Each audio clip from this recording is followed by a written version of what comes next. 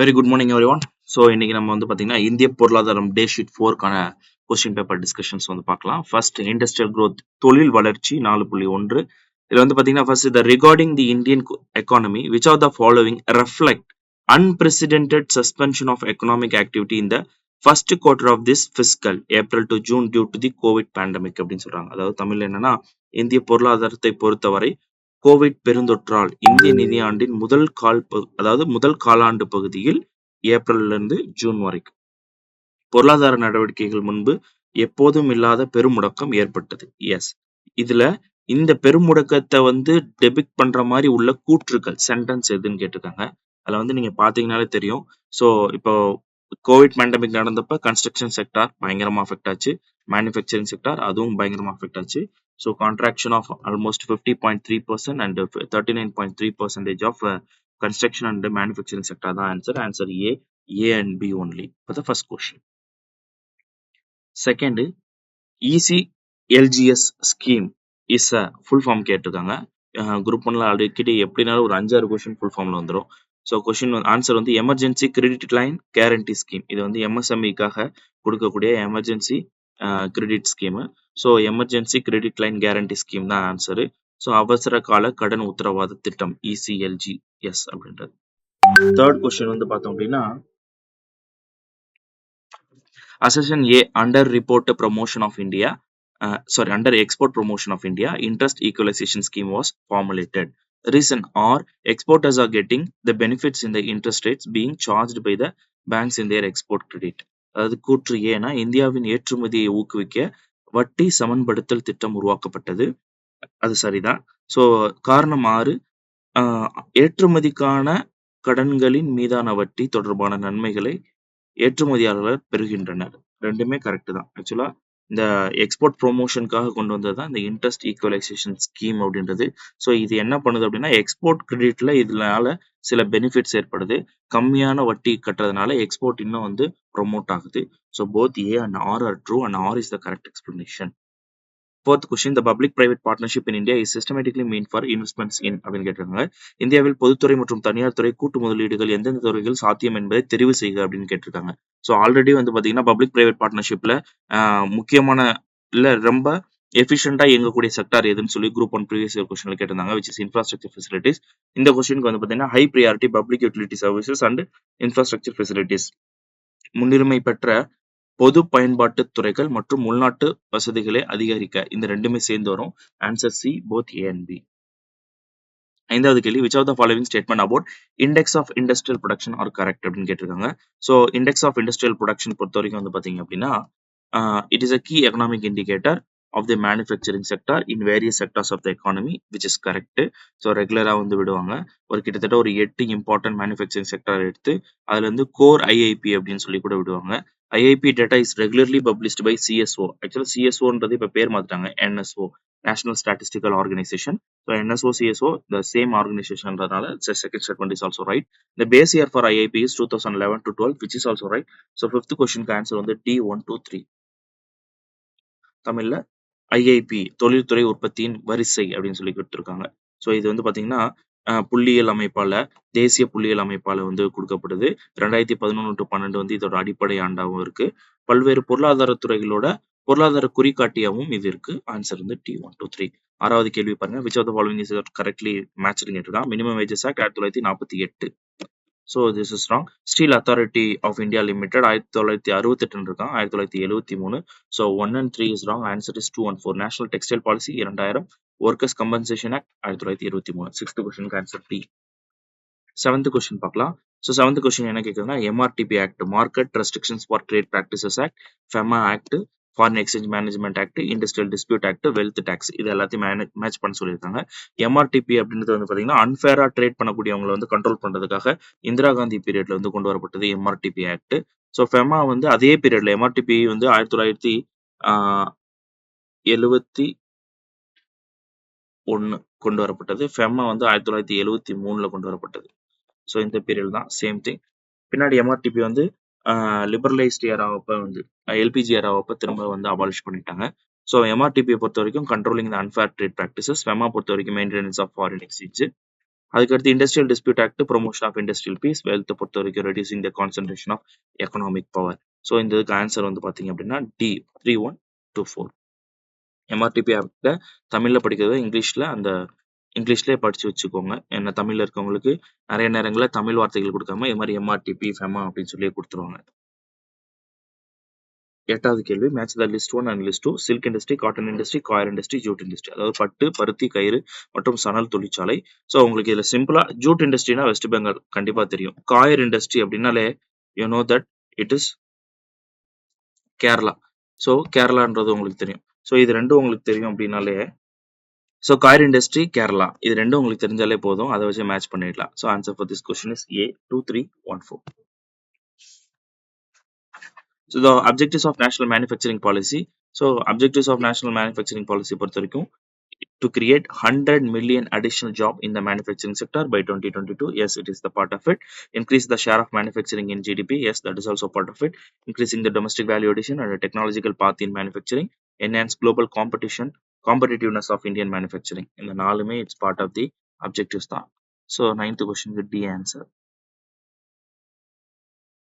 10th question வந்து பாத்தீங்க அப்படின்னா which of the following statement is correct ன்னு கேட்டிருக்கான். National Manufacturing Policy was released by the Government of India in 2011. Yes, that is correct. இது ஓப்பனாவே நம்ம புக்லயே இருக்கு. Its policy is to increase 12.4% பாருங்க 12.4% 14% கொடுத்துருக்கான். இந்த மாதிரி ஒரு பர்டிகுலர் டீட்டெயில் கொடுத்தா அதெல்லாம் கரெக்டாக தான் இருக்கும். Percent in manufacturing sector growth over the medium term. So 2 is also correct. Creating 75 million additional jobs in manufacturing sector by 2022.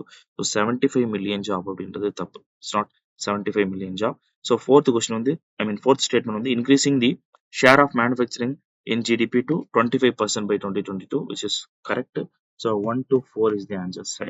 10th க்கு வந்து C 1 to 4. Next in the production process which cannot be retrieved அப்படின்னு கேட்டிருக்காங்க. sunk cost cannot be retrieved. sunk costன்றது என்ன அப்படின்னா something நம்ம வந்து ஒரு விஷயத்துல இன்வெஸ்ட் பண்ணது அது திரும்ப வந்து ரெட்ரைவ் பண்ண முடியாது. அந்த காஸ்ட்டை நம்ம திரும்ப பெறதுக்கான வாய்ப்புகளே இருக்காது. ஸோ அதான் sunk cost அப்படின்னு சொல்லுவாங்க. அடுத்து அஸ்பயர் அப்படின்றது வந்து பார்த்தீங்கன்னா 2015ல லான்ச் பண்ணுது. இது எதுக்காக ஸ்டார்ட் பண்ணாங்க அப்படின்னா இந்த பர்டிகுலர் ஸ்கீம் வந்து என்டர்பிரினர்ஷிப்பை வந்து அக்சலரேட் பண்ணி ப்ரொமோட் பண்றது முக்கியமா ஸ்டார்ட் அப் டெவலப்மெண்ட்டுக்காக. தொழில் முனைப்பை முடுக்கி விடுதல் மற்றும் புதிய தொழில்களை ஊக்குவித்தல் தான் அஸ்பயர் 2015ஓட முக்கியமான எய்ம். Meanwhile, 13th question வந்து பாத்தீங்கன்னா DAS committee was formed for the growth of basic petrochemical and their end products அப்படின்னு சொல்லி DV Kapur committee. So Kapur committee is related to அப்படின்னு கேட்பாங்க growth of basic petrochemicals and their end products. அடிப்படை பெட்ரோகெமிக்கல்கள் மற்றும் அவற்றின் இறுதி தயாரிப்புகளின் வளர்ச்சிக்காக எந்த குழு உருவாக்கப்பட்டதுன்னா DP காப்பூர் கமிட்டி மறந்துடாங்க. Identify the sectors of the Indian economy which are the most affected by the COVID pandemic அப்படின்னு சொல்லியிருக்காங்க. ஸோ டெலிகம்யூனிகேஷன் செக்டர் வாய்ப்பு இல்லை. ஏன்னா இதுக்கும் லாக்டவுனுக்கும் எந்த ஒரு இதுவும் கிடையாது. 1, 2, 3 which is D. Next 15th question. The export and import policy was introduced in the year அப்படின்னு கேட்டிருக்காங்க 1985. Very open right question. ஏற்றுமதி மற்றும் இறக்குமதி கொள்கை உருவான ஆண்டு 1985. ஸோ இப்போ இன்னொரு கேள்வி கேட்குறேன். எக்ஸிம் பேங்க் எப்போ உருவாக்கப்பட்டது அப்படின்னு ட்ரை பண்ணி பாருங்க. ஸோ எக்ஸிம் பேங்க் அதுக்கடுத்து வந்து பார்த்தீங்கன்னா நபார்டு இதெல்லாம் ஒரே ஆண்டுகளில் உருவாக்கப்பட்டிருக்கும். எப்பன்னு பாருங்க. 16th question. According to Jawaharlal Nehru, the development of DAS is important for rapid economic development. Heavy industries. So Jawaharlal Nehru முன்னாடி இருந்தே வந்து ஹெவி இண்டஸ்ட்ரீஸோட ப்ரொமோஷன் சொல்லியிருப்பாரு. ஸோ ஜவஹர்லால் நேரோட தூண்டுதலின் பேரில் தான் வந்து பார்த்தீங்கன்னா செகண்ட் 5 இயர் பிளான்ல கூட ஹெவி இண்டஸ்ட்ரீஸ்க்கு முக்கியமான ஃபோக்கஸ் கொடுக்கப்பட்டிருக்கும் மகள் நோபெஸ் மாடல் மூலமா. 16th question B heavy industries கனரக தொழில்கள். 17வது கேள்வி which act empowers the central government to take promotional and regulatory measures for the orderly development of industrial sectors அப்படின்னு கேட்டிருக்காங்க. அதாவது தொழில்துறையின் ஒழுங்கான வளர்ச்சிக்கு ஊக்குவிப்பு மற்றும் ஒழுங்குமுறை நடவடிக்கைகளை எடுக்க மத்திய அரசு எந்த சட்டம் அதிகாரம் அளிக்கிறது அப்படின்னு சொல்லி industries development and regulation act. So இந்த ஆக்டோட நேம்லேயே வந்து இதுக்கான ஆன்சர் இருக்கும். Industries development and regulation act அப்படின்றது 17th கொஸ்டினுக்கு answer. which of the following is not a Maharatna company அப்படின்னா Airport Authority of India, BHEL, Coal India Limited, GAIL இதெல்லாம் வந்து மகாரத்னா கம்பெனி தான், இண்டஸ்ட்ரி தான், மகாரத்னாவோட இண்டஸ்ட்ரி தான். ஆல்மோஸ்ட் ஐ திங்க் அரௌண்ட் 17 இப்போ ரீசெண்டாக 17 to 18 வந்து மகாரத்னா கம்பெனிஸ் வந்து இருக்கு. Airport Authority of India is not a Maharatna company. 19th question வந்து பார்த்தீங்கன்னா first automobile industry, National News Print Paper Mill, அதுக்கடுத்து Central Silk Board, first paper mill in India. You know that நம்மளோட புக்ல first paper mill in India Serampore open ரைட்டா out ரைட்டாவே வந்திருக்கு. So tick 1னாலே you will get the answer. C and D eliminate பண்ணிடலாம். சரிங்களா?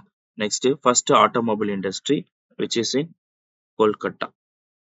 So National News Print and Paper Mill Nepa Nagar. Central Silk Board Bangalore. அப்போ answer A 2341. First software company in India Tata Consultancy. Tata Consultancy not a public sector கீழே டிஸ்கோன்றது டாட்டாவோடது. ஓகேவா? முன்னாடியே ஜாம்ஷெட் ஜி டாட்டாவால் உருவாக்கப்பட்டது 1920களிலே. So TISCO is not a public sector. SAIL you know that NLC தெரியும். என்எல்சின்றது லிக்னைட்கானது, செயில்ன்றது ஸ்டீல்கானது, பிஎஸ்என்எல் யூனோ தட் டெலிகம்யூனிகேஷனுக்கானது. நெக்ஸ்ட் 22 பாருங்க. Choose the correct answer. West Bengal Bengal iron works company started in days year. மேற்கு வங்காளத்தில் உள்ள வங்காள இரும்பு தொழில் கம்பெனி டேஸ் ஆண்டு நிறுவப்பட்டது. 1870. Hydro carbon vision 2030 is associated with கேட்டுமா. ஹைட்ரோ கார்பன் விஷன் வந்து எதுக்கு அப்படின்னா, முக்கியமா இந்த oil and natural gas in Assam and adjoining ரீஜியன்ல இருக்கக்கூடியதை வந்து ஃபர்தரா வந்து எக்ஸ்போலியேட் பண்றதுக்காக வந்து உருவாக்கப்பட்டது. ஸோ இது வந்து நார்த் ஈஸ்ட் இந்தியா, வடகிழக்கு இந்தியா. 2030 ஹைட்ரோ கார்பன் தொலைநோக்கு டேஸ் உடன் தொடர்புடையது வடகிழக்கு India. To develop exports at district level, district export promotion committees have been formed in all states in India except அப்படின்னு சொல்லி எக்ஸப்ட் வெஸ்ட் பெங்கால். அதாவது இந்தியாவில் மாவட்ட அளவில் ஏற்றுமதியை ஊக்குவிக்க மாவட்ட அளவில் ஏற்றுமதி வளர்ச்சி குழுக்கள் அமைக்கப்பட்ட நிலையில் இதனை அமைக்காத இந்திய மாநிலம் வந்து மேற்கு வங்காளம். ஸோ இது வரும்போது எனக்கு இன்னொரு கேள்வி ஞாபகம் வருது. இதுக்கு ஆன்சர் பண்ணுங்க. ஒன் டிஸ்ட்ரிக்ட் ஒன் ப்ராடக்ட் அப்படின்ற திட்டம் வந்து எந்த பர்டிகுலர் மாநிலத்தால முதலில் தொடங்கப்பட்டது அப்படின்றது, அண்ட் ஆல்சோ அஸ்பைரேஷனல் டிஸ்ட்ரிக்ட்ஸ் ப்ரோக்ராம் அப்படின்றது எந்த நிறுவனத்தால் நடத்தப்படுது. இது ரெண்டுமே யூ ட்ரை இட். ஸோ 25வது கேள்வி. Economic development will be sustainable only if it is pursuit in a manor which it protects. அதாவது பொருளாதார வளர்ச்சி நீடித்த நிலையானதாக இருக்க வேண்டுமெனில் எதை தொடர்ந்து காத்து பேண வேண்டும் அப்படின்றது சுற்றுச்சூழல். யூ நோ தட் கிளைமேட் சேஞ்சுன்றது சுற்றுச்சூழல் மாறுதல் அப்படின்றது ஒரு முக்கியமான டாபிக். இதுல இருந்து கண்டிப்பா கேள்விகள் எதிர்பார்க்கலாம். இந்த மாதிரி கேள்விகள்லாம் கண்டிப்பா படிச்சு வச்சுக்கோங்க. ஸோ ஒரு சஸ்டைனபிள் எக்கனாமிக் டெவலப்மெண்ட், ஒரு நிலையான பொருளாதார வளர்ச்சிக்கு என்னைக்குமே சுற்றுச்சூழலோட அது ஒத்து இருக்கணும். 26 assertion A and reason. Cement production and consumption continue to grow despite the general recession in the economy. Yes, which is correct. இந்தியாவில் அப்படிதான் இருக்கு. Cement production and consumption growth இருந்துட்டு தான் இருக்கு. India is one of the largest cement producer and ranked first in the world. India is not the first, second. First வந்து China. So second statement is false. So A is true and R is false. 27 India brand equity foundation is established by ministry of commerce and industry. வாணிபம் மற்றும் தொழில் அமைச்சகம். இந்திய முத்திரைப்பல அமைப்பு யாரால் நிறுவப்பட்டது? Okay, which is by வாணிபம் மற்றும் தொழில் அமைச்சகம். The startups under the big privatization push after the waves of COVID-19 pandemic are called. So இந்த பிக் privatization push நீங்க முக்கியமா சொல்றது என்னன்னா, மேக்சிமம் வந்து இந்த செக்டார்ஸ், எலக்ட்ரானிக் செக்டார்ஸ் தான். ஃபார் எக்ஸாம்பிள் ஜொமேட்டோ, அதுக்கப்புறம் வந்து பார்த்தீங்கன்னா எஜுகேஷனல் லைனில் அன்அகாடமி, இந்த மாதிரி இதை தான் வந்து பேசுகிறாங்க. ஸோ இவங்கெல்லாம் வந்து ஒரு குறுகிய காலத்தில் மிகப்பெரிய லெவலில் வந்து தங்களோட கம்பெனியோட அசட் இன்க்ரீஸ் பண்ணுவாங்க. இவங்கள தான் யூனிகார்ன்ஸ் அப்படின்னு சொல்லுவாங்க. யூனிகார்ன்ஸ் இந்த மாதிரி ஸ்டார்ட் அப்ஸை யூனிகார்ன்ஸ் அப்படின்னு சொல்லுவாங்க. யூனிகார்ன். COVID-19 பரவலுக்கு பிறகு பெரிய தனியார்மயமாக்கல் உந்துதல் உருவாக்கிய தொழிற்சாலைகளின் பெயர் unicorn. Atma Nirbhar Bharat is known as self reliant India. Just அப்படியே வந்து மொழியாக்கம் தான். ஆத்ம நிர்பார் பாரத் என்பது சுயசார்பு இந்தியா. சுயசார்பு இந்தியா. ஸோ ஃபர்ஸ்ட் வந்து ஸ்வதேசி அப்படின்ற கான்செப்டை பேசின நேஷனல் மூவ்மெண்ட் எது? இதை ட்ரை பண்ணுங்க. Okay. 30 name of the policy and year of announcement. Port policy, food policy, ship building policy, ship recycling act. Ship recycling act இருக்கிறதுனால I am also asking this question. ஏசியாலே largest ship recycling industry, அதாவது கப்பல் மறுசுழற்சி செய்யும் இடம் வந்து ஏசியாலே எங்க இருக்கு? குஜராத்ல இருக்கக்கூடிய ஒரு போர்ட்ல தான் இருக்கு. அது எந்த இடம்னு கண்டுபிடிங்க. இது வந்து உங்களோட இதுக்கு இன்னொரு இதுவும் இருக்கு. இதுல தான் ஃபர்ஸ்ட் எஸ்இ செட் வந்து கொண்டு வந்தாங்க. எஸ்இ செட் அப்ப அதுக்கு பேர் நிம்ஸ்ன்னு சொல்லுவாங்க. நேஷனல்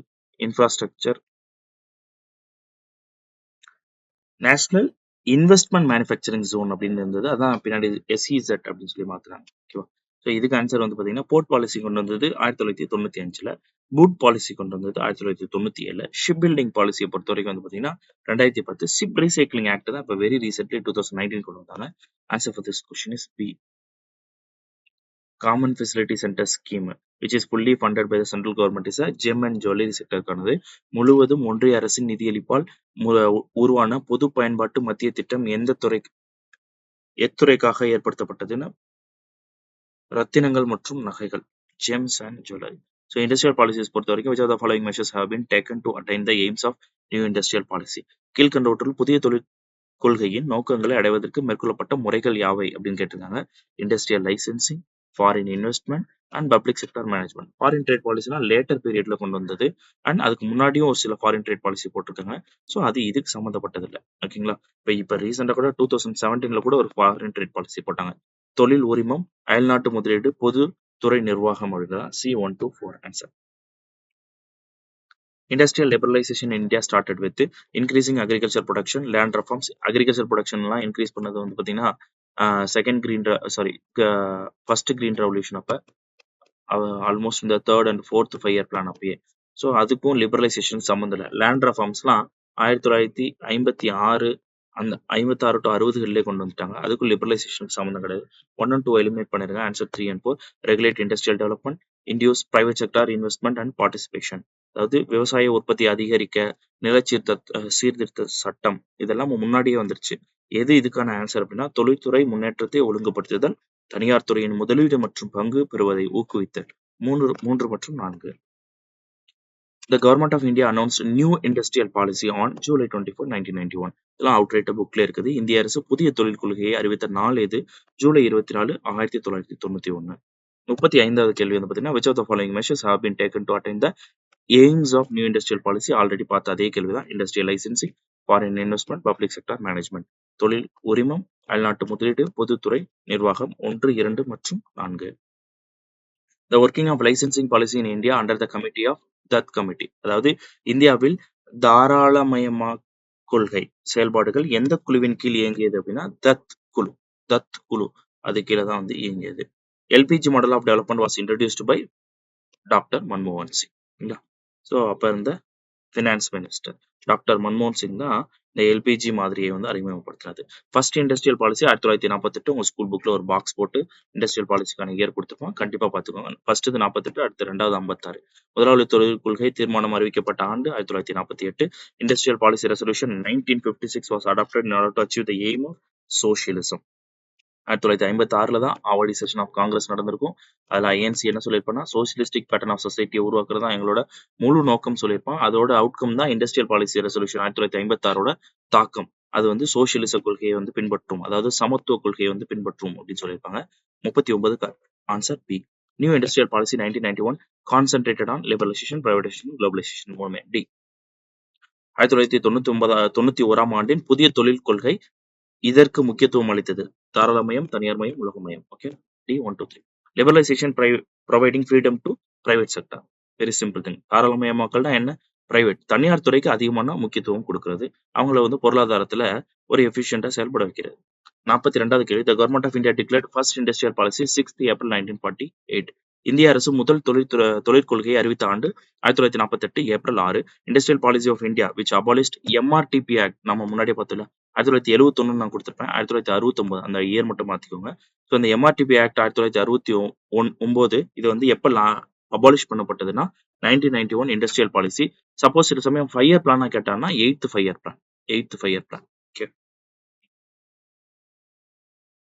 அடுத்து MSME ரிலேட்டடா the government has initiated the following key aspects for facilitating MSME sector. So MSME துறையை எளிதாக்குவதற்கு அரசாங்கம் பின்வரும் முக்கிய அம்சங்களை தொடங்கியது. ஸோ ஒன்று வந்து access to credit, for example Mudra loans, access to market, yes அதுக்காக நிறைய ஸ்கீம், மேக் இன் இந்தியா அந்த மாதிரி இருக்கு. Technology upgradation, even ASPIRE scheme மாதிரி நிறைய விஷயங்கள் எடுத்துட்டு வந்திருக்கு. சோஷியல் செக்யூரிட்டி இன்னும் அதுக்கான ஒரு முக்கியமான எஃபர்ட்ஸ் எதுவும் எடுக்கல. So answer B 1, 2, 3. கடன் அணுகுதல், சந்தை அணுகல், தொழில்நுட்ப மேம்படுத்துதல். 1, 2, 3. Which is the correct criteria for declaring an enterprise as micro? மைக்ரோனா the investment in plant and machinery does not exceed 25 lakhs கண்டிப்பா. ஸோ இந்த enterprise should fall in the category of manufacturing sector, not service sector. இல்ல service செக்டர்ல 10 லட்சத்துக்கு கீழே இருந்தா ஐ மீன் 10 லட்சம் அதுக்கு கீழே இருந்தா மைக்ரோ செக்டர்னு சொல்லலாம். So both manufacturing and service sector ரெண்டுக்குமே வந்து மைக்ரோ அப்படின்ற கேட்டகரி இருக்கு. மைக்ரோ அண்ட் மீடியம் ஸ்மால் எல்லாமே இருக்கு. ஸோ ஒன் ஒன்லி நிறுவனங்கள் மைக்ரோ என்ற அறிவிப்பதற்கான சரியான அளவுகோல் எது அப்படின்னா ஆலை மற்றும் இயந்திரங்களின் முதலீடு 25 லட்சத்தை தாண்டாமல் இருக்கணும். நிறுவனமானது உற்பத்தி துறையின் பிரிவில் வர வேண்டும், சேவைத் துறையில் அல்ல அப்படின்னு கேட்டிருக்காங்க. இல்ல சேவைத் துறையில 10 லட்சத்துக்கும் கீழே வந்து அவங்களோட முதலீடு இருந்ததுன்னா they will come under the micro. ஒன்று மட்டும். 46 according to Micro Small Medium Enterprises Development Act 2006, the investment for small enterprises 25 lakh to 5 crores. Consider the following statement. Micro enterprises where the investment in machinery does not exceed 1 crore rupees. A small enterprise where the investment in machinery does not exceed 10 crore rupees. A medium enterprise where the investment in machinery does not exceed 50 crores. A micro enterprise where the investment in machinery does not exceed 2 crore rupees. So இதை மட்டும் அதாவது இன்வெஸ்ட்மெண்ட்டை வச்சு எப்படி வந்து micro small medium வந்து define பண்ணுறாங்கன்றதை வச்சு தான் அந்த ஸ்டேட்மெண்ட் இருக்கு. ஜஸ்ட் மைக்ரோ ஸ்மால் அண்ட் மீடியம்கான இன்வெஸ்ட்மெண்ட் எவ்வளோ, அவங்களோட டேர்ன் ஓவர் எவ்வளோ அப்படின்றத மட்டும் கிராஸ் செக் பண்ணிக்கோங்க. So that is the part of the answer. Answer வந்து C1 2 3. முத்ரா லோன் வந்து இப்பதான் பார்த்தோம் இல்லையா, மைக்ரோ என்டர்பிரைசஸ்க்காக லோன் கொடுக்குது. நுண் தொழில் நிறுவனங்களுக்கு லோன் கொடுக்கக்கூடியது. அதுக்கடுத்து வந்து பார்த்தீங்கன்னா not correctly matched. Sankalp and STRIVE ரெண்டுமே skill development by ministry of skill development. இங்க வந்து MSMEன்னு கொடுத்துருக்காங்க, அதை எடுத்துட்டு இருக்கேன். கிசான் சம்பாதா ஃபுட் ப்ராசஸிங், சௌபாக்கியா மினிஸ்ட்ரி ஆஃப் பவர். மற்றதெல்லாம் கரெக்டாக இருக்கு. சங்கல்ப் அண்ட் ஸ்ட்ரைப் ரெண்டுமே வந்து திறன் வளர்ப்புக்கானது. So answer for this question is B. அதுக்கடுத்து principal objectives of Mudra bank என்னென்ன அப்படின்னு பார்த்தீங்கன்னா எல்லா மைக்ரோ ஃபினான்ஸ் இன்ஸ்டிடியூஷனுக்கும் ரெஜிஸ்ட்ரேஷன் பண்றது அண்ட் பிரிங்கிங் த ஸ்டெபிலிட்டி இந்த மேக்ரோ ஃபினான்ஸ் சிஸ்டம். இந்த ரெண்டு micro finance system. So 1 and 3 only. So Mudra வங்கியின் முதன்மை நோக்கங்கள் கேட்டா குறுங்கடன் வழங்குவதில் நிலைத்தன்மை உருவாக்குதல், அப்புறம் வந்து சிறு நிதி வழங்கும் நிதிய நிறுவனங்களை வந்து பதிவு செய்தல். இது ரெண்டும் C1 and 3. Make in India. The aim of make in India scheme வந்து பார்த்தீங்கன்னா to invest both in domestic and foreign investors to invest in India. So அதான் மேக் இன் இந்தியா திட்டத்தை பொறுத்தவரைக்கும் இந்தியாவில் உருவாக்குதல். நோக்கம் வந்து உள்நாட்டு மற்றும் அயல்நாட்டு முதலீட்டாளர்களை இந்தியாவில் முதலீடு செய்ய அழைத்தல். இதான் the date and year of launched programme make in India வந்து என்னன்னா September 25, 2014. Okay, what is the animal logo of make in India? So make in இந்தியான்னு ஒரு வீடியோ நெட்ல போட்டீங்கன்னா அந்த சிங்கம் வர்றது வந்து ஒரு AI மாடல் சூப்பரா இருக்கும். அந்த வீடியோ பாருங்க. It's a lion. Make in India பிரச்சார சின்னத்தில் உள்ள விலங்கு எது? சிங்கம். 54 consider following statement reason and assertion type. Assertion make in India programme was launched in 2014. Exactly correct. Intended to boost the domestic manufacturing sector and also augment investment in the country. This is also correct. So answer for this question is both A and true and R is the correct explanation. B the answer. 54. ஓகேவா? இந்தியாவில் உற்பத்தி செய்யும் திட்டம் 2014 அறிமுகமானது சரிதான். இதன் முக்கிய நோக்கம் உள்நாட்டு உற்பத்தி துறையை ஊக்குவிப்பதும் மற்றும் நாட்டிற்கான முதலீடுகளை அதிகரிப்பதுமே ஆகும். ரெண்டுமே சரிதான். ஸ்பெஷல் எக்கனாமிக் ஜோன் ரொம்ப முக்கியமான topic. This is not the main objectives of special economic zone. ஒரு ஸ்பெஷல் எக்கனாமிக் ஜோனோட முக்கியமான இது என்ன அப்படின்னா எக்கனாமிக் ஆக்டிவிட்டி வந்து பூஸ்ட் பண்றது, export of goods and services and employment opportunity increase பண்றது, இன்கம் இன்இக்வாலிட்டி இதெல்லாம் ஒன்றை அட்ரஸ் பண்றது. இதுக்கான தேவை கிடையாது. 55 டி ஆன்சர். வருவாய் சமத்துவமின்மை குறைத்தல் அப்படின்றது இதுக்கான நோக்கம் கிடையாது. ஃபர்ஸ்ட் எவர் இதுதான் கொஞ்சம் நேரத்துக்கு முன்னாடி கேட்டிருந்தேன். எக்ஸ்போர்ட் ப்ராசஸிங் ஜோன் நிம்ஸ்ன்னு அப்ப சொல்லுவாங்க. ஸோ இது வந்து 1965 காண்ட்லால அமைச்சிருப்பாங்க. இந்த காண்ட்லா தான் Asia's largest ship recycling industry வந்து இங்க தான் இருக்கு. காண்ட்லா குஜராத்ல இருக்கு. குஜராத். ஓகே, குஜராத். நெக்ஸ்ட் 57வது question. Consider following statement true statement about special economic zone. There is duty-free import of raw materials for production. கண்டிப்பா 100% IT exemption on export income is given for first 5 years of SEZ units. ரெண்டுமே சரிதான். உற்பத்திக்கான மூலப்பொருட்களுக்கான வரியில்லா இறக்குமதி இந்த SEZ சிறப்பு பொருளாதார மண்டலத்துல இருக்கு. முதல் 5 ஆண்டுகளுக்கு ஏற்றுமதி வருமானத்தில் 100 விழுக்காடு வரி விலக்கு அளிக்கப்படுகிறது. ரெண்டுமே சரி. 1 மற்றும் 2. அடுத்து பிஸ்கல் பாலிசி நிதி கொள்கை. Consider following statement. The objectives of fiscal policy என்னென்ன அப்படின்னு கேட்டிருக்காங்க. So capital distribution yes. அதுக்கடுத்து வந்து பார்த்தீங்கன்னா ஈக்விட்டபிள் டிஸ்ட்ரிபியூஷன், ரீஜனல் பேலன்ஸ். நம்ம 1 to 4 வரும். அன்எம்ப்ளாய்மெண்ட் இல்லை, இட்ஸ் ஃபுல் எம்ப்ளாய்மெண்ட் அப்படின்னு சொல்லியிருக்கோம். Full employment. ஸோ 3 மட்டும் எடுத்துருங்க. 1 to 4 இஸ் தி ஆன்சர். நிதி கொள்கையின் நோக்கங்கள் சமமான பகிர்வு, சம வட்டார வளர்ச்சி, மூலதன உருவாக்கம் 1, 2 மற்றும் 4. Government final consumption expenditure GFCE comprises of the following. அரசாங்கத்தின் இறுதி நுகர்வு செலவு பின்வருவனவற்றை உள்ளடக்கியது எது அப்படின்னு கேட்டிருக்காங்க. ஸோ இதுல வந்து பாத்தீங்கன்னா ரெவன்யூ எக்ஸ்பெண்டிச்சர் கண்டிப்பா part of it. Gross purchase of goods and services, consumption of fixed capital சின்னு சொல்லுவாங்க. Consumption of fixed capital, revenue expenditure. So 1 and 3 is part of it. Gross purchase of goods and services, consumption of variable capital, இதெல்லாம் சும்மா create பண்ண statement. இதுக்கும் சம்பந்தமே கிடையாது. So வருவாய் செலவினங்கள், நிலையான மூலதன நுகர்வு, இது ரெண்டு தான் answer. Answer for this question is B1 and 3. Dash is responsible to produce desirable effects on public revenue and expenditure, and also responsible to avoid undesirable effects on national income, production and employment. Public revenue and expenditure-நாலே fiscal policy தான். Public அப்படின்னாலே கவர்மெண்டோட role தான். So days ஆனது பொது வருவாய் மற்றும் செலவு திட்டம் ஆகியவற்றில் விரும்பத்தக்க விளைவுகளை தருவதற்கும், தேசிய வருமானம், உற்பத்தி மற்றும் வேலைவாய்ப்பு ஆகியவற்றில் விரும்பத்தகாத விளைவுகளை தடுப்பதற்கும் காரணமாக உள்ளது என்பது நிதி கொள்கை. Which of the following is not the instrument of fiscal policy? Bank rate. ஏன்னா bank rate is a policy of monetary policy. ஓகேவா? பின்வருவனவற்றுள் எது நிதி கொள்கையின் கருவி அல்ல? வங்கி வீதம். மற்ற எல்லாமே நிதி கொள்கைக்கானது தான். ஸோ ஃபிஸ்கல் பாலிசியோட அப்ஜெக்டிவ்ஸ் கேட்டிருக்காங்க. Improving the growth performance of the economy, yes. Ensuring social justice, yes. And next full employment. இந்த மூணுமே வரும். So 1, 2 and 3 only. Answer we will check it. சரிங்களா? 1, 2, 3 மூணுமே இருக்கணும் இதுக்கு. கீழ்கண்டவற்றை நிதி கொள்கையின் நோக்கங்கள் என்னென்ன அப்படின்னா, பொருளாதார வளர்ச்சி, செயல்திறனை மேம்படுத்துதல், மக்களுக்காக சமூக நீதியை உறுதி செய்தல், முழு வேலைவாய்ப்பு. இந்த மூணுமே வந்து வரணும். ஓகேங்களா? Target of 1,05,000 crore of disinvestment receipts is said to be set for the financial year 2019 to 20. 2019 மற்றும் 20க்கான முதலீட்டு கலைப்பு வரவினங்களுக்கு நிதியாண்டில் 1,05,000 கோடி வந்து இலக்கு நிர்ணயிக்கப்பட்டுள்ளது. C 2019-20. Which are the following are the instruments of fiscal policy? So இதுல வந்து பேங்க் ரேட் மட்டும் எடுத்துட்டீங்கன்னா பப்ளிக் எக்ஸ்பென்சர், டாக்ஸேஷன், பப்ளிக் டெப்ட், இந்த மூணுமே வந்து. வங்கி விகிதம் மட்டும் எடுத்துருங்க, பொது செலவு, வரி விதிப்பு, பொதுக்கடன், இந்த மூன்று வந்து. நெக்ஸ்ட் அக்கார்டிங் டு கெய்னஸ் ஓகேவா, மேக்ரோ எக்கனாமிக் பாலிசியோட ஃபாதர்னு சொல்லலாம். Fiscal policy is intended for எதுக்கு அப்படின்னா stabilisation of rate of growth. அதாவது வளர்ச்சி விகிதத்தை நிலைப்படுத்துறதுக்கு தான் நிதி கொள்கையோட முதன்மை நோக்கம் அப்படின்னு சொல்லி கெய்னஸ் சொல்றாங்க. Pre-budget economic survey is authored by a team called Chief Economic Advisor. Okay. So, budget வெளியீட்டிற்கு முன் பொருளாதார ஆய்வு இவர் தலைமையில் உள்ள குழுவால் நடத்தப்படும்னா முதன்மை பொருளாதார ஆலோசகர், Chief Economic Advisor. And match correctly the expenditure with their corresponding items. Capital expenditure, revenue expenditure, sectoral expenditure, deferred expenditure. அது மூலதன செலவு, வருவாய் செலவு, துறை சார்ந்த செலவு மற்றும் ஒத்தி வைக்கப்பட்ட செலவு. ஓகேவா? ஸோ மூலதன செலவுன்றது என்ன? ஃபுல் அண்ட் ஃபுல் வந்து பார்த்தீங்கன்னா ஏதாவது ஒரு அசட் கிரியேட் பண்றது, பாலங்கள் மற்றும் மருத்துவமனை கட்டுமானம். வருவாய் செலவுன்றது என்னது? அசட் கிரியேட் பண்ண மாட்டோம், செலவுகள் மூலமா சம்பளம் இந்த மாதிரி போகும். இந்த இருப்பாருங்க, சம்பளம், ஓய்வூதியம் மற்றும் வட்டி.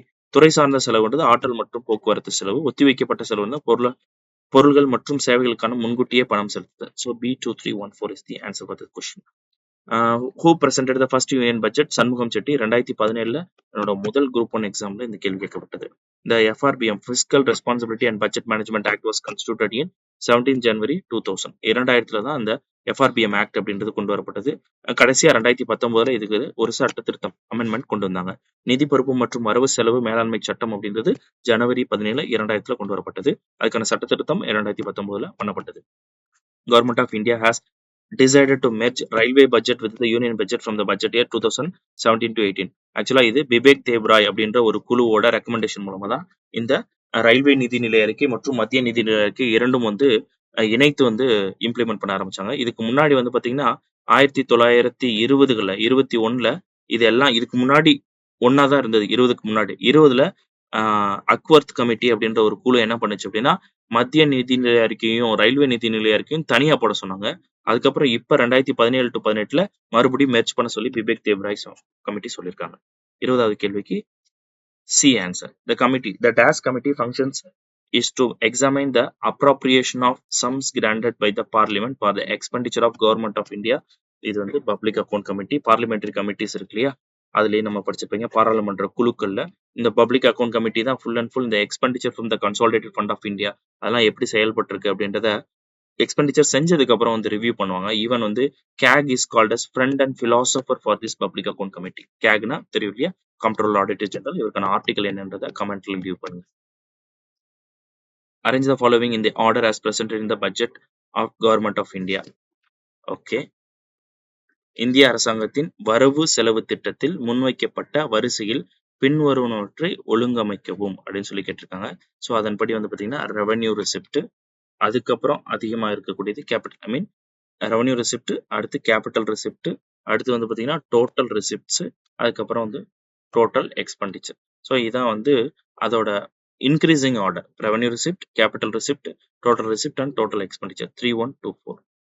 Fiscal policy in India is formulated by Ministry of Finance.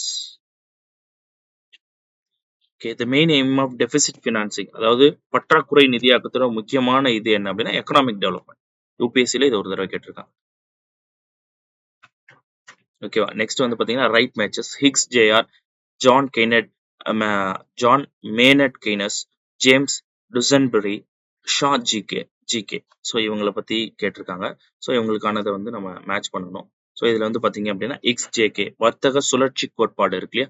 So அதை கொடுத்தவர். ஜான் கெய்னஸ் வந்து பணம் மற்றும் வட்டி வேலைவாய்ப்பு கோட்பாடு, இது ஒரு புத்தகமாவே எழுதியிருப்பாரு. ஜேம்ஸ் டியசன்பரி, இவர் வந்து பாத்தீங்கன்னா வருவாய் சேமிப்பு மற்றும் நுகர்வோர் நடத்தை கோட்பாடு. சாவ் ஜிகே அப்படின்றது பேரியல் பொருளாதார கொள்கை மற்றும் கோட்பாடுகள். B2143. In accordance with the recommendation of 15th Finance Commission, states will be allowed a fiscal deficit of 4% of GSDP, of which 0.5% will be tied to reform of the following sector. 2023 group 1 question. So power sector இதுக்குன்னு ஒரு scheme இருக்கு, Uday scheme அப்படின்னு சொல்லிட்டு. Last prime minister honourable Edappadi Palaniswami அவர் பீரியட்ல தான் உதய் ஸ்கீம்ல Tamil Nadu government வந்து ஜாயின் பண்ணுச்சு. அதுக்கு முன்னாடி வரைக்கும் ஜெயலலிதா மேம் கவர்மெண்ட் இருக்கும்போது உதய் ஸ்கீம்ல தமிழ்நாடு கவர்மெண்ட் ஜாயின் பண்ணல. உதய் ஸ்கீம்னா என்னன்னு பார்த்துக்கோங்க, very important. Match the following type: fiscal policy, monetary policy, RBI credit control. You know that fiscal பாலிசியோட மெயின் இது என்ன? டாக்ஸேஷன். மானிட்டரி பாலிசி அப்படின்னா கேஷ் ரிசர்வ் ரேஷியோ. RBI அப்படின்னா கரன்சி நோட் இஷ்யூ பண்றது. கிரெடிட் கண்ட்ரோல்ன்றது rationing of credit. 4312 is the answer for this question. நிதி கொள்கைன்றது வரி விதிப்பு, பணவியல் கொள்கைன்றது ரொக்க இருப்பு விகிதம், கடன் கட்டுப்பாடுன்றது கடன் விநியோகம், RBI அப்படின்றது நாணயத்தாளின் வெளியீடு. Okay, the effect of deficit financing என்ன? மணி சப்ளை இன்க்ரீஸ் ஆகும் இல்லையா? ஸோ அதிகமாக பற்றாக்குறை நிதியாக்கம் செல்லும்போது கடன் வாங்கி செலவு பண்ணும்போது என்னாகும்? பொருளாதாரத்தில் வந்து பணத்தோட புழக்கம் வந்து அதிகமாகும். அப்போ இன்ஃப்ளேஷன் வந்து அதிகமாகும். 79 arrange the following in descending order of amount of receipt in budget estimate. So வரக்கூடிய வரவுகளை நீங்க வந்து அசெண்டிங் ஆர்டர்ல வந்து இது பண்ணணும். நிதிநிலை அறிக்கையின் தோராய மதிப்பில் கீழ்கண்ட பற்றுச்சீட்டு தொகையை இறங்குவரிசையில் எழுதுக அப்படின்னு சொல்லி கேட்டிருக்காங்க.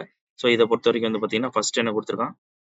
ஸ்டேட் எக்ஸைஸ், மாநில காலல் வரி, அதுக்கடுத்து ஸ்டாம்ப்ஸ் அண்ட் ரெஜிஸ்ட்ரேஷன் ஃபீஸ், முத்திரை மற்றும் பதிவு கட்டணம், அதுக்கடுத்து மோட்டார் வெஹிக்கிள் டேக்ஸ், மோட்டார் வாகன வரி. ஸோ இதுல வந்து ஸ்டாம்ப்ஸ் அண்ட் ரெஜிஸ்ட்ரேஷன் ஃபீஸ் இதுக்குள்ளே வந்து ரொம்ப அதிகம். அதுக்கடுத்து ஸ்டேட் எக்ஸைஸ், அதுக்கடுத்து motor vehicle tax. 213 answer. 4.7 sources of revenue. So 81st question, which is not related to direct tax revenues of the central government அப்படின்னு கேட்டிருக்காங்க. ஸோ கொடுக்கப்பட்டதுல வந்து டைரக்ட் டேக்ஸ் ரெவன்யூ கிடையாது அப்படின்றது கமாடிட்டிஸ் அண்ட் சர்வீசஸ். மற்றபடி வந்து பார்த்தீங்கன்னா உங்களுக்கு capital transaction and property tax, dividends and profits, income tax, இது எல்லாமே டைரக்ட் டேக்ஸ்ல வரும். Commodities and services comes under indirect tax. C தான் அதுக்கு ஆன்சர். 81 பண்டக மற்றும் பணி வரி. The following one is not a source of state tax revenue. State tax revenueல வராத விஷயங்கள் எது அப்படின்னு சொல்லி கேட்டிருக்காங்க. So land revenue, entertainment tax, motor vehicle டேக்ஸ்லாம் ஸ்டேட் மூலமா போடப்பட்டு அதுல இருந்து வருவாய் கிடைக்கக்கூடியது state tax revenue. Corporate tax வந்து கிடையாது, இது சென்ட்ரல் கவர்மெண்ட் மூலமா இம்ப்ளிமெண்ட் பண்ணக்கூடியது. ஸோ கீழே காணப்படும் இனங்களில் மாநில அரசின் வரி வருவாய் மூலம் இல்லாதது எது அப்படின்னு சொல்லி கேட்டிருக்காங்க. வணிக நிறுவன வரி. டாக்ஸ் ரெவன்யூ ஆர் என்ன அப்படின்னு பார்த்தீங்கன்னா taxes on income and expenditure, taxes on property, taxes on commodities. So interest receipts and dividends வந்து tax revenue கிடையாது. So இதெல்லாம் வந்து பார்த்தீங்கன்னா it comes under the capital receipts. Sorry, not capital receipt, non-tax revenue. It comes under non-tax revenue. வரி அல்லாத வருவாய். capital receipt கிடையாது. Same revenue ரிசிப்ட்லே வரி அல்லாத வருவாய் நான் டாக்ஸ் ரெவன்யூஸ்ல வரும். So interest receipts and dividends வந்து வராது, போர்ட் ஸ்டேட்மெண்ட் வராது. So answer should be B 1 2 3. வரி வருமானங்களில் அடங்குவன எவை அப்படின்னு சொல்லி கேட்டிருக்காங்க. வருவாய் செலவுகள் மீது போடப்படும் வரி, சொத்துக்கள் மீது போடப்படும் வரி, பொருள் மீது போடப்படும் வரி. ஓகேங்களா. பங்குகள் மற்றும் வட்டிகளின் ரசீது நான் டாக்ஸ் ரெவன்யூ, வரி அல்லாத வருவாயில வரும். So B 1 2 3. The sources of non-tax revenue என்னென்ன அப்படின்னு பார்த்தீங்கன்னா earnings from public enterprises, estates, sales tax, cess. இந்த 4 விஷயங்கள் பத்தி பேசியிருக்காங்க. இல்லை எதெல்லாம் நான் டாக்ஸ் ரெவன்யூல வரும் அப்படின்னு சொல்லி கேட்டிருக்காங்க. ஸோ பேர்லேயே தெரியுது, சேல்ஸ் டேக்ஸு, செஸ்ஸு இதெல்லாம் வந்து பார்த்தீங்கன்னா இட்ஸ் ரிலேட்டட் செஸ்ஸு, சர்சார்ஜ் இது எல்லாமே வந்து டேக்ஸ் ரெவன்யூ தான். Estates and earning from the public enterprises இது 2 மட்டும் தான் வராது. ஓகேங்களா. ஸோ வரி சாரா வருவாயின் ஆதாரங்களான பொதுத்துறை நிறுவனங்கள் வருவாய்கள், மரண தீர்வை. So C 1 2. அடுத்து 85. By giving relief to states immediately, the debt burden of the states will become moderate in future is quoted by. So it's quoted by Dr. C. Rangaraj. ஓகேங்களா. அதாவது மாநிலங்களுக்கு உடனடியாக கடன் நிவாரணம் வழங்குவதன் மூலம் மாநிலங்களின் எதிர்கால கடன் சுமையை மிதமானதாக இருக்கும் அப்படின்னு சொன்னவர் வந்து doctor C Rangarajan. Which one tax is not related to direct tax? Direct tax சாராத வரி எது அப்படின்னு சொல்லி கேட்டிருக்காங்க. ஸோ வெல்த் டாக்ஸ், அதுக்கப்புறம் வந்து கிஃப்ட் டாக்ஸ், இன்கம் டாக்ஸ் இது எல்லாமே வந்து பார்த்தீங்கன்னா டைரக்ட் டாக்ஸ். கஸ்டம்ஸ் டியூட்டி மட்டும் தான் இன்டைரக்ட் டாக்ஸ், சுங்க வரி, நேரடி வரிக்கு கீழே தொடர்பில்லாது. இது எல்லாமே ப்ரீவியஸ் இயர் கொஸ்டின்ல ஒன் ஆர் அதர் வேஸ் வந்து கேள்விகளா வந்திருக்கு. 87. Select the correct answer. The sources of revenue of government are என்னென்ன அப்படின்னு சொல்லி கேட்டிருக்காங்க. So sources of revenue for government என்னென்ன அப்படின்னு சொல்லி கேட்டிருக்காங்க. Tax revenue, non tax revenue, surplus from public undertaking. So இது மூணுமே வந்து சோர்ஸ் ஆஃப் ரெவன்யூ தான். 1 2 3. அதாவது வரி வருவாய், வரி அல்லா வருவாய், பொதுத்துறை நிறுவனங்களின் உபரி இது எல்லாமே பார்ட் ஆஃப் வருவாயின் ஆதாரங்கள் தான். 1 2 3. The principles of income tax of the government of India based on. So government of இந்தியாவோட இன்கம் டேக்ஸ்க்கான பிரின்சிபல்ஸ் எதை சார்ந்து இருக்கு? இந்திய அரசின் வருமான வரி கொள்கையானது எதன் அடிப்படையில் அமைந்துள்ளது அப்படின்னு சொல்லி கேட்டிருக்காங்க. It is based on ability to pay. It is based on ability to pay, அதாவது செலுத்தும் திறன் சார்ந்து இது அமைக்கப்பட்டிருக்கு. சி 1 மட்டும். அடுத்து 89th question. Tax revenue of central government consist of. So central கவர்மெண்டோட டாக்ஸ் ரெவன்யூல எது எதெல்லாம் உள்ளடக்கியது அப்படின்னு சொல்லி கேட்டிருக்காங்க. So individual income tax, corporate tax, commodity taxes on goods and services, அதாவது ஜிஎஸ்டி. ஸோ இது எல்லாமே வந்து பார்த்தீங்கன்னா tax revenue of central government தான். ஓகேங்களா. தனிநபர் வருமான வரி, நிறுவனங்களின் மீதான வரி, சரக்கு மற்றும் பொருட்களுக்கு அதாவது சேவைகளுக்கான வரி 1 2 மற்றும் 3 மட்டும். Next 90th question, match the following. So indirect tax, bonds and securities, direct tax, federal finance. மாதிரி 4 கொடுத்திருக்காங்க. இந்த side canon of elasticity, principle of accountability, custom duty and internal public debt அப்படின்னு சொல்லி கொடுத்திருக்காங்க. You know that இப்பதான் கொஞ்ச நேரத்துக்கு முன்னாடி indirect taxன்றது customs duty அப்படின்றத நம்ம பார்த்திருந்தோம். ஸோ அதே மாதிரி வந்து பார்த்தீங்க அப்படின்னா டைரக்ட் டேக்ஸ் அப்படின்றது it is based on taxation principle, canon of elasticity. Bonds and செக்யூரிட்டின்றது டெப்ட் சம்பந்தப்பட்டது, பப்ளிக் டெப்ட். ஃபெடரல் ஃபினான்ஸ்ன்றது பிரின்சிபல் ஆஃப் அக்கௌண்டபிலிட்டி. அவ்வளோதான். சரிங்களா. கூட்டமைப்பு நிதி அப்படின்றது வந்து பார்த்தீங்க அப்படின்னா பொறுப்பேற்பு. நேர்முக வரி அப்படின்றது ஆக்சுவலா நெகிழ்த்தன்மை விதி கொண்டது. அரசு பத்திரங்கள் இதெல்லாமே பொதுக்கடன் சார்ந்தது. மறைமுக வரி அப்படின்றது சுங்கவரி. ஆன்சர் வந்து C 3 4 1 2. So sources of non tax revenue are அப்படின்னு கேட்டிருக்காங்க. இதுல இந்த death duty, excise duty, income tax இதெல்லாம் பார்த்தீங்கன்னா தெரியும். இதெல்லாம் டாக்ஸ் பேர்லேயே வருது. And commercial revenues and public administrative revenues இதெல்லாம் தான் வந்து பார்த்தீங்கன்னா sources of non tax revenue. முக்கியமா இந்த எக்ஸாம் எழுதும்போது you are paying the amount இல்லையா, 100 ரூபாய் 200 ரூபாய் என்ட்ரி ஃபீஸ் கட்டுறீங்க ஒவ்வொரு கவர்மெண்ட் எக்ஸாமுக்கும். இதுல இருந்து வரக்கூடிய ரெவன்யூஸ். இல்லை வேற ஏதாவது ஒரு பார்க், பப்ளிக் பார்க் போறீங்கன்னா அதுக்கு என்ட்ரி ஃபீஸ் கட்டுவீங்க. இந்த மாதிரி கிடைக்கக்கூடிய ரெவன்யூஸ். ஸோ இது எல்லாமே commercial revenues and public administrative revenues. 91. Answer வந்து ஏ. Which among the following are not the source of union government? Union கவர்மெண்ட்டுக்கு சோர்ஸ் கிடையாதது எது? கீழ்கண்டவற்றுள் மத்திய அரசின் பண பங்களிப்பு அளிக்காத வளங்கள் எது அப்படின்னு சொல்லி கேட்டிருக்காங்க. ஸோ ஃபாரின் லோன்ஸ்ல இருந்து கிடைக்குமா அமௌண்ட் கிடைக்கும். கார்பரேஷன் டேக்ஸ் ஆல்ரெடி பார்த்தோம். ஸோ அதுக்கடுத்து அக்ரிகல்ச்சர் இன்கம் இல்லாம மற்றதுல இருந்து வரக்கூடிய இன்கம் டாக்ஸஸ். ஸோ இது எல்லாத்துல இருந்துமே இந்த 3ல இருந்துமே கவர்மெண்ட்டுக்கு வந்து இட்ஸ் சோர்ஸ் ஆஃப் ரெவன்யூ தான். பட் கேபிடேஷன் டேக்ஸ் அப்படின்றது தலைக்கட்டு வரி அப்படின்ற ஒரு வரி வந்து மத்திய அரசுக்கான எந்த வகையிலும் வந்து வருமான வரி கிடையாது. சரிங்களா. எந்த விதமான பங்களிப்பும் கொடுக்காது. So answer A. Tax levied on personal income. Personal இன்கம்ல போடக்கூடியது டைரக்ட் டேக்ஸ், இன்கம் டேக்ஸ்னு சொல்லுவோம் இல்லையா? தனிநபர் வருமானத்தின் மீது போடக்கூடியது direct tax. The taxes on properties are called collected by. So ப்ராப்பர்ட்டிஸ்க்கு போடக்கூடிய டேக்ஸஸ்லாம் யார் கலெக்ட் பண்றாங்க அப்படின்னு பார்த்தீங்கன்னா லோக்கல் கவர்மெண்ட்ஸ். அந்தந்த லோக்கல் கவர்மெண்ட்ஸ் தான் இந்த சொத்து வரிகளை வந்து கலெக்ட் பண்ணி அதை வந்து அதுக்கான உரிய ஸ்டேட் கவர்மெண்ட் அத்தாரிட்டி கிட்ட வந்து டிரான்ஸ்ஃபர் பண்ணுவாங்க. ஸோ சொத்துகளுக்கான வரி இந்தியாவில் யாரால் வசூலிக்கப்படுகிறது? உள்ளாட்சி அரசு. D. Which of the following is not an example of indirect form of taxation? ஸோ indirect form of taxationக்கு எது வந்து எக்ஸாம்பிள் இல்லைன்னு கேட்டிருக்காங்க. ஸோ அப்படின்னா என்ன? Customs duty, excise duty, goods and services இதெல்லாம் இன்டைரக்ட் டேக்ஸ். இன்கம் டேக்ஸ் வந்து direct tax. Already we have seen. மேல இருக்க கேள்விகளை பார்த்து அதே கான்செப்ட் தான். பின்வருவனவற்றுள் எது மறைமுக வரிக்கு உதாரணம் இல்லை அப்படின்னு கேட்டா வருமான வரி. அடுத்து arrange the source of revenue of government of India for the year 2020-21 இந்த டிசெண்டிங் ஆர்டர். அதாவது மேலிருந்து கீழே வந்து என்ன பண்றீங்கன்னா கவர்மெண்ட்டுக்கு கிடைச்ச சோர்ஸ் ஆஃப் ரெவன்யூ வந்து அரேஞ்ச் பண்ண சொல்லியிருக்காங்க 2020-21 படி. ஸோ அதுபடி வந்து பார்த்தீங்கன்னா டிசெண்டிங் ஆர்டர் மேலிருந்து கீழ் வந்து பார்த்தீங்கன்னா அதிகமாக ஜிஎஸ்டில இருந்து கிடைச்சிருக்கு. ரெண்டாவது பர்சனல் இன்கம் டேக்ஸ், மூணாவது தான் வந்து பார்த்தீங்கன்னா எக்ஸைஸ், அண்ட் நாலாவது தான் வந்து பார்த்தீங்கன்னா உங்களுக்கு கஸ்டம்ஸ் டியூட்டி. அண்ட் அதே மாதிரி உங்களுக்கு தமிழ்ல கொடுக்கும்போது 5 தான் கொடுத்துருக்காங்க. நிறுவன வரி கார்பரேட் டேக்ஸும் முன்னாடி கொடுத்துருக்காங்க. ஸோ அப்படி வந்து பார்க்கும்போது பார்த்தீங்கன்னா ஜிஎஸ்டி அதிகமாகும், அடுத்து தனி வருமான வரி, அதுக்கடுத்து தீர்வை, அதுக்கடுத்து நிறுவன வரி, அடுத்து சுங்க வரி. ஸோ இந்த மாதிரி ஆர்டர்ல தான் it has been arranged. So next கீழ்கண்டவற்றுள் மாறுபட்ட வரி எது அப்படின்னு சொல்லி கேட்டிருக்காங்க. அதாவது டிஃப்ரெண்ட் ஒன் எது அப்படின்னு சொல்லி கேட்டிருக்காங்க. இதுல wealth tax, corporate tax, income tax இதெல்லாம் ஒரே கான்செப்ட் புரியுது சரிங்களா? ஸ்டாம்ப் டியூட்டி மட்டும் ரிலேட்டிவ்லி டிஃப்ரெண்ட். முத்திரைத்தாள் வரி மட்டும் ரிலேட்டிவ்லி டிஃப்ரெண்ட். ஏன் அப்படின்னா ஸ்டாம்ப் டியூட்டின்றது இன்டைரக்ட் டேக்ஸ். மேலே பார்த்து நீங்க மற்றது எல்லாமே வந்து direct tax. So stamp duty மட்டும், முத்திரைத்தாள் வரி மட்டும் இன்டைரக்ட் டேக்ஸ். அதனால இது மட்டும் மாறுபட்டு. In India taxes are including direct and indirect tax. ரொம்ப பேசிக்கான கேள்வி. இந்தியாவில் உள்ள வரிகள் வந்து நேர்முக மற்றும் மறைமுக வரிகள். Vivad se Vishwas scheme is related to direct tax. Direct டேக்ஸோட டிரான்ஸ்பரன்சி வெளிப்படைத்தன்மையை அதிகரிக்கிறதுக்காக கொண்டு வரப்பட்ட ஸ்கீம் தான் விவேட்சா விஸ்வாஸ் திட்டம் அப்படின்றது நேரடி வரி சம்பந்தம். அடுத்து match the following tax revenue, non tax revenue and capital receipts அப்படின்னு சொல்லி கேட்டிருக்காங்க. ஸோ இது எதெல்லாம் வந்து tax revenue, non tax revenue இதுல வரும், அண்ட் கேபிட்டல் ரெசிப்ட்ல வரும்னு கேட்டிருக்காங்க. ஸோ இங்கே இருக்கு taxes on income and expenditure வந்து டாக்ஸ் ரெவன்யூல வரும். ஜஸ்ட் ஓப்பன் கான்செப்ட் இல்லையா? நெக்ஸ்ட் நான் டாக்ஸ் ரெவன்யூல என்னென்ன வரும் அப்படின்னு பார்த்தீங்கன்னா இன்ட்ரெஸ்ட் ரெசிப்ட் இல்லையா?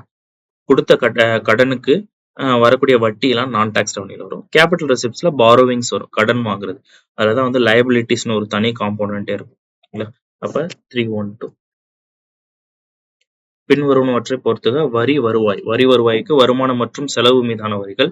வரி அல்லாத வருவாய் வந்து வட்டி ரசீது, மூலதன ரசீதுகளுக்கு வந்து நிகர சந்தை கடன்கள். A312. The following statements are true about administrative revenues.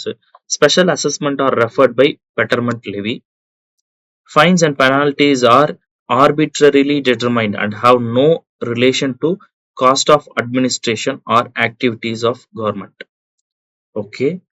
So fines and penalties வந்து arbitrarily determined அப்படின்னு கொடுத்திருக்காங்க and have no relation to cost of administration or activities of government. It is voluntary contribution. Yeah, it is a voluntary contribution அப்படின்னு சொல்றாங்க. So first of all administrative ரெவன்யூன்றது voluntary contribution கிடையாது. அதெல்லாம் வந்து மன்னர்கள் காலத்துல சில விஷயங்கள் இருந்தது. இப்போ இது வந்து வாலண்டரி கான்ட்ரிபியூஷன் கிடையாது. அட் த சேம் டைம் வந்து அட்மினிஸ்ட்ரேட்டிவ் ரெவன்யூ வந்து ஃபைன்ஸ் அண்ட் பெனால்டிஸ் தான் முக்கியமா வச்சு, இல்ல ஃபைன்ஸ் அண்ட் பெனால்டிஸ் வர அந்த நிர்வாகத்துக்கான வருவாய்க்கு தகுந்த மாதிரி வந்து ஃபைன்ஸ் அண்ட் பெனால்டிஸ் போடுவாங்கன்னா கிடையாது. அது வந்து ஜென்ரலா வந்து ஆர்பிட்ரலி டிட்டர்மைன், அந்தந்த தண்டனைக்கு தகுந்த மாதிரி இல்ல செயல்களுக்கு தகுந்த மாதிரி தான் போடுவாங்க தவிர நிர்வாகத்தோட ரெவன்யூக்காக அது போட மாட்டாங்க. So B1 and 2 is correct. நிர்வாக வருவாய் குறித்து பின்வரும் கூற்றுகளின் உண்மைகளை காண்க. சிறப்பு மதிப்பீடுகள் சிறந்த வரி என்று குறிப்பிடப்படுகின்றன.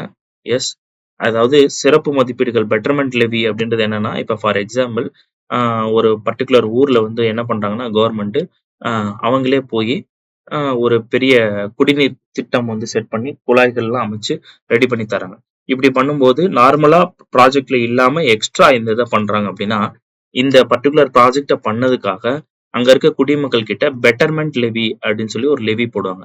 அது ஒரு 1% 2% எதுக்குன்னா, இந்த இத வந்து பயன்படுத்துறதுக்கு. இந்த பெட்டர்மென்ட் லெவி மூலமா அந்த பர்ட்டிகுலர் ஸ்ட்ரக்சர் இப்ப ஒரு குடிநீர் கட்டி குடுத்துருக்காங்கன்னா, அத சஸ்டைனபிளா கொண்டு போறதுக்கு இத பயன்படுத்திப்பாங்க.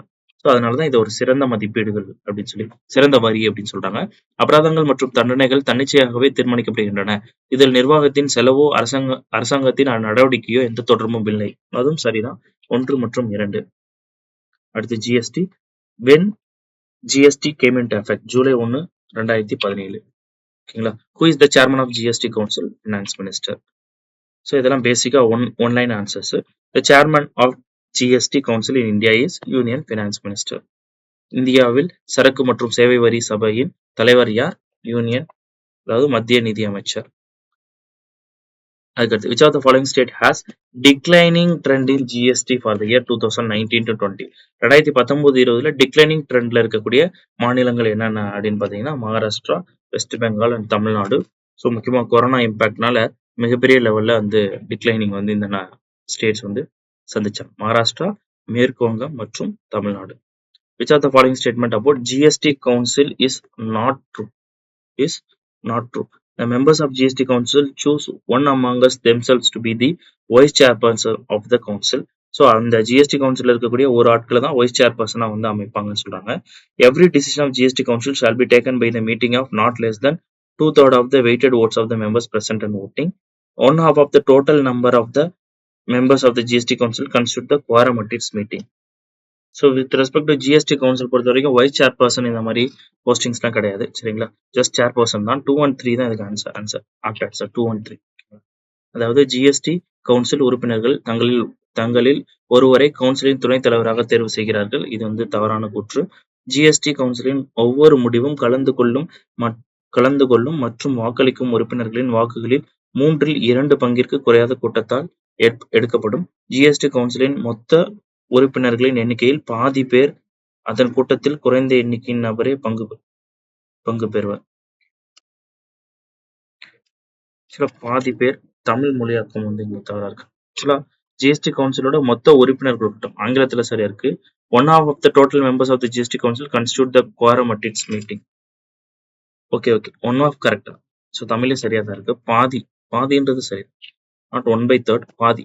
அதாவது 1/2 பாதி மெம்பர் வந்து பிரசண்டா இருக்கு. ஜிஎஸ்டி கவுன்சிலோட ஒரு ஜிஎஸ்டி கவுன்சில் வந்து தொடங்கணும் அப்படின்னா அதுக்கு குவாரம் குறைந்த எண்ணிக்கையிலான நபர்கள் எவ்வளவு இருக்கும்னா பாதி பேர் இருக்கணும். 1/2 of the members.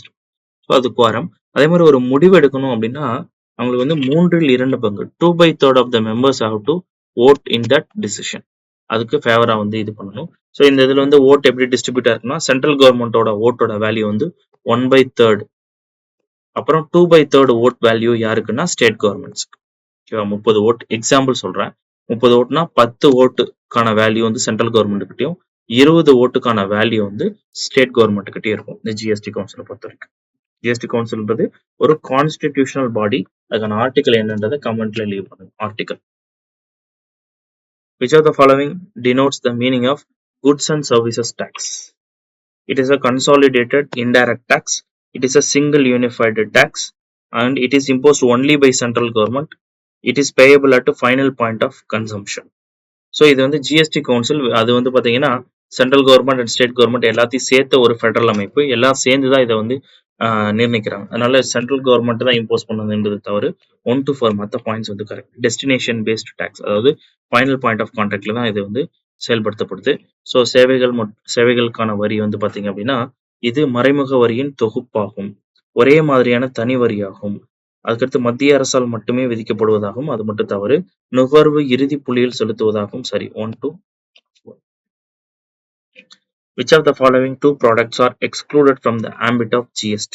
ஸோ ஜிஎஸ்டின்ற ஆம்பிட்ல இருந்து வெளியெடுக்கப்படக்கூடிய 2 ப்ராடக்ட்ஸ் என்னென்ன? இது இல்லாத ப்ராடக்ட்ஸ் கண்டிப்பா யூ நோ தட் பெட்ரோலியம் வந்து இல்லை அப்படின்றது தெரியும். அண்ட் ஆல்சோ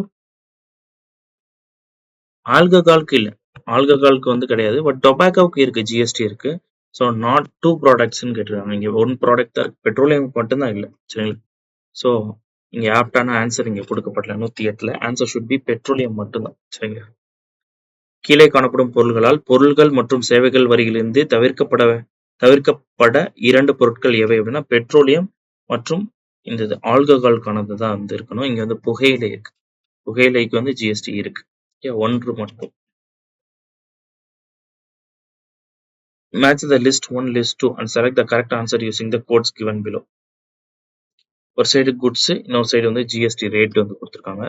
ஸோ இதன்படி வந்து பார்த்தீங்கன்னா ஹவுஸ் ஹோல்ட் நெசசிட்டிஸ்க்கு வந்து பார்த்தீங்கன்னா விச் இஸ் 5%. ஏன்னா ஹவுஸ் ஹோல்ட் நெசசிட்டிஸ்லாம் எசென்ஷியல் இல்லையா? ஸோ கம்மியான டேக்ஸ் ப்ராக்கெட்ல வந்து வரும். Computers and processed food, so அதுக்கு 12%. Capital goods and industrial intermediaries 18%. Luxury item obviously அதிகமானது இருக்கும் 28%. So answer D 1342. தமிழ்ல வந்து பார்த்தீங்கன்னா பட்டியல் 1 மற்றும் பட்டியல் 2. ஒரு சைடு பொருட்கள், வீட்டுக்கு அத்தியாவசிய பொருட்கள்னா கம்மியான இது இருக்கும் 5%. ஆடம்பர பொருட்கள்லாம் அதிகமானது இருக்கும் 28%.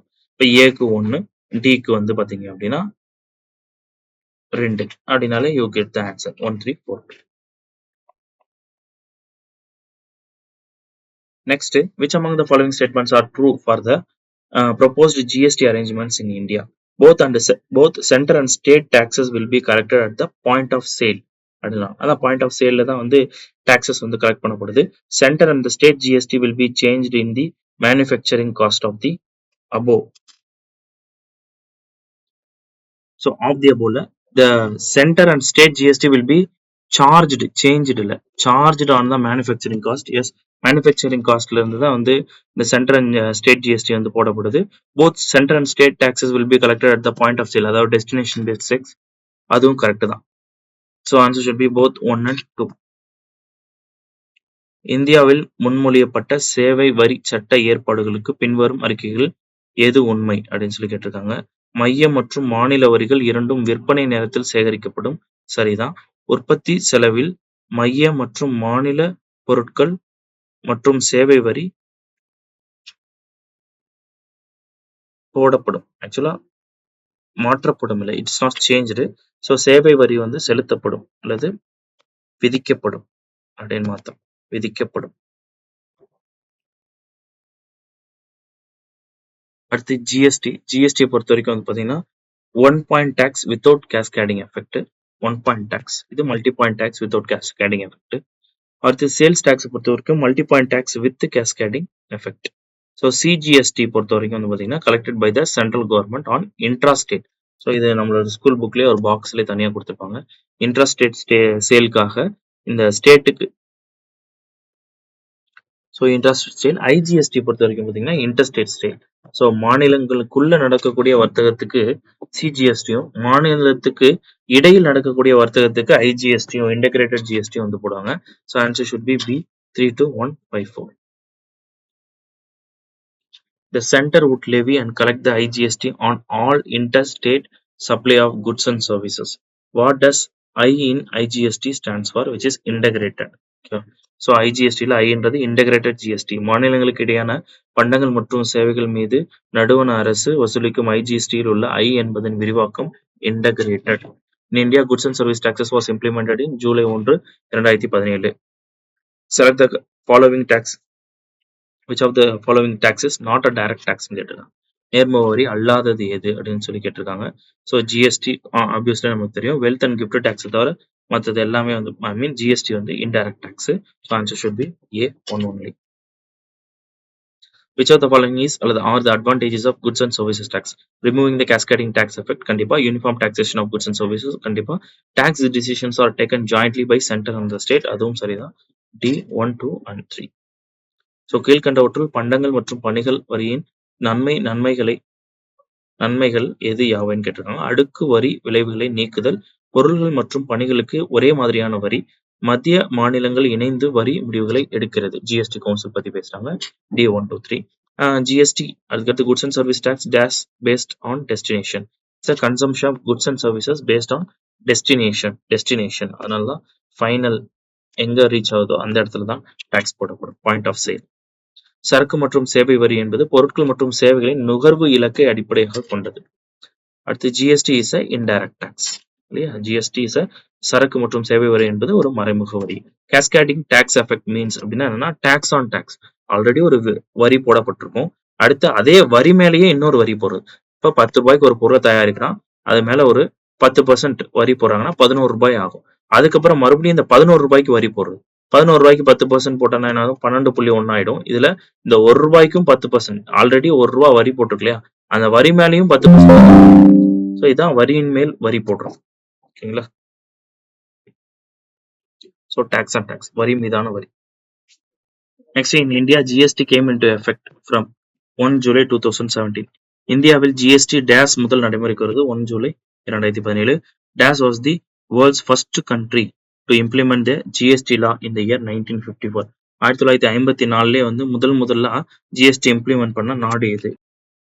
So France. 1954 வந்து இம்ப்ளிமெண்ட் பண்ணிருக்கோம். C2 only France.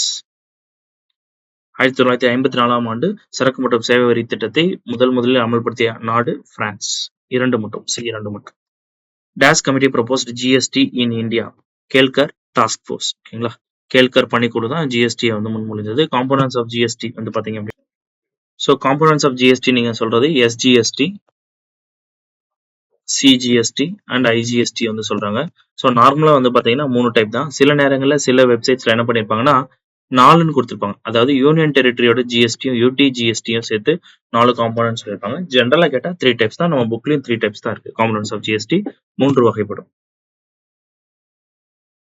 Okay, days was the first country to implement GST. இப்பதான் பார்த்தோம் பிரான்ஸ். 1954 ஆண்டு முதலில் சரக்கு மற்றும் சேவை வரியை நடைமுறைப்படுத்திய நாடு பிரான்ஸ்.